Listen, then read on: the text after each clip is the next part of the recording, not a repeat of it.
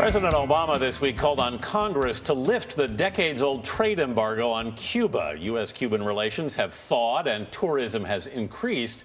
But it's unclear when Americans will be able to travel freely to the nation that was historically off limits. Ben Tracy is in the Cuban capital, Havana, with what a boost in U.S. visitors could mean for the island. Ben, good morning. Well, good morning from a very wet Havana. You know, a lot has changed between the U.S. and Cuba in the past year. We've restored diplomatic relations. Our embassy reopened for the first time in 54 years. And it's easier for Americans to come here for so-called purposeful travel. And that has a lot of us heading south. The streets of Havana have always had their own rhythm. It's the flow that's changed now that they're teeming with tourists. And when Cubans look out their windows, the faces they see are increasingly American. I think most Americans are very interested in coming here. Betty and John Cohen came with a tour group coordinated by Boston's Museum of Fine Arts to see Havana's art and architecture. We bring back to Boston, wow, you guys have got to go look at this. This is very much not to be missed. It's been the island, the forbidden fruit. We met Janet Moore outside Havana's stately cathedral. She runs a travel company that's been bringing Americans here for nearly 20 years. Ironically, it's Americans worried about changes on this very un-American island. I don't know what will happen when Starbucks comes and when McDonald's comes. Are you hearing from Americans that they want to come here before it changes? Yes, I hear that 20 times a day. I want to go to Cuba now.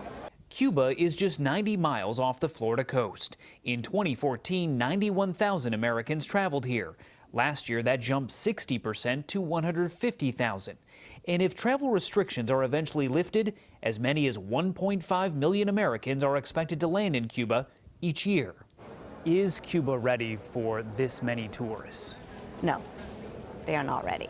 They are absolutely not ready. If you came to me and said, Jana, I need a hotel room tonight, I'd have to say I can't give you one. There is not a hotel room to be had tonight in this city. Prices at many hotels have doubled to more than $300 per night.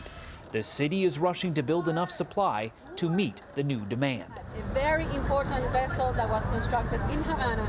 There is also a lack of trained tour guides and not nearly enough places to eat. The few private restaurants in the city, only recently allowed by the government, can be fully booked months in advance. Of course, for Americans, just being allowed to come here is still the biggest obstacle. If all you want to do is see the classic cars, smoke cigars, and drink a daiquiri by your pool, well, that is still not allowed under U.S. law. But coming here is easier than ever on so-called people-to-people trips. Just expect to learn something and meet some actual Cubans.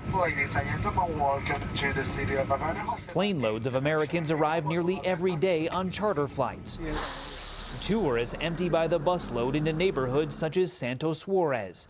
This group is touring the street art that has transformed the once gritty sidewalks and life for the Cubans that call it home. And then the music starts. At first, the Americans sit politely or record it for their Facebook post, but then the hands start to move and then the feet.